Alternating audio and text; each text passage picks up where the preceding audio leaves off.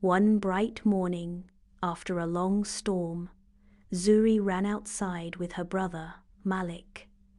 The sky was still wet with drops of rain that sparkled like tiny jewels. They looked up expecting to see a beautiful rainbow stretching across the sky. But what they saw made them stop and blink.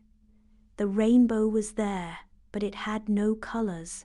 It was pale and gray, like a ghostly arch of smoke. "Oh no!" Malik gasped. "Where did the colors go?" Zuri frowned. "Rainbows are supposed to be bright and happy. Red, orange, yellow, everything. What happened to it?" Just then, Grandma Nia came out to the porch with her walking stick and a soft smile. Her gray hair was wrapped in a bright purple scarf, and her eyes shone like morning stars. "What's troubling you, my little ones?" she asked. "The rainbow lost its colors, Grandma," Zuri cried. "How do we fix it?" Grandma Nia looked up at the dull arch and nodded. "Ah, the rainbow must be tired. Sometimes, when people forget the colors in their hearts, even the sky feels it too." Zuri tilted her head. "Colors in our hearts?" "Yes," Grandma Nia said gently. "Every color of the rainbow comes from something inside us. Kindness, courage, love. If you can bring those colors back into the world, the rainbow will shine again." Malik's eyes widened. "Then let's do it!" Zuri and Malik ran to the village. Near the market, they saw an old man trying to carry heavy bags. Without thinking, Zuri rushed to help. Malik joined her. Together, they lifted the bags into his cart. The old man smiled with joy. "Thank you, children."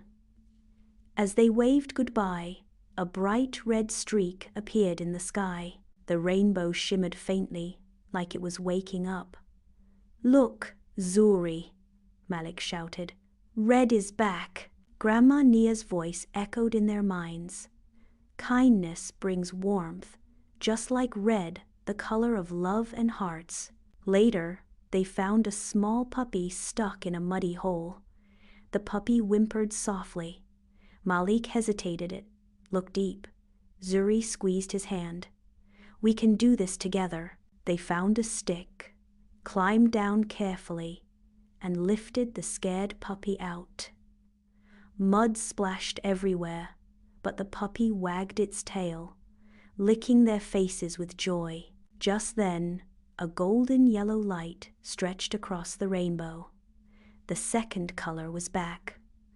"Courage," Zuri whispered, "isn't about not being scared. It's about doing the right thing, even when you are." As evening fell, the sky darkened again.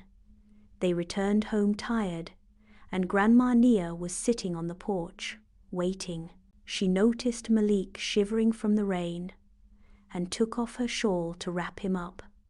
Zuri smiled and brought her a cup of warm tea. They all sat together quietly, watching the sky. Malik rested his head on Grandma Nia's shoulder, and Zuri leaned close. The soft feeling of togetherness filled their hearts like a warm blanket. Then, slowly, the last colors began to bloom. Blue, green, orange, violet, all flowed into the arch, glowing brighter and brighter until the rainbow shone in full glory once again. Grandma Nia smiled. "You see, my darlings, the world's beauty doesn't come only from the sky. It comes from what's inside us. When we share kindness, show courage, and give love, the world remembers how to shine." Zuri and Malik looked up at the glowing rainbow. It was the most beautiful thing they had ever seen. Not because it was bright, but because they helped bring it back. Zuri grinned. "Grandma, I think the rainbow is smiling at us." Grandma Nia chuckled softly. "Maybe it is, my dear. Maybe it is.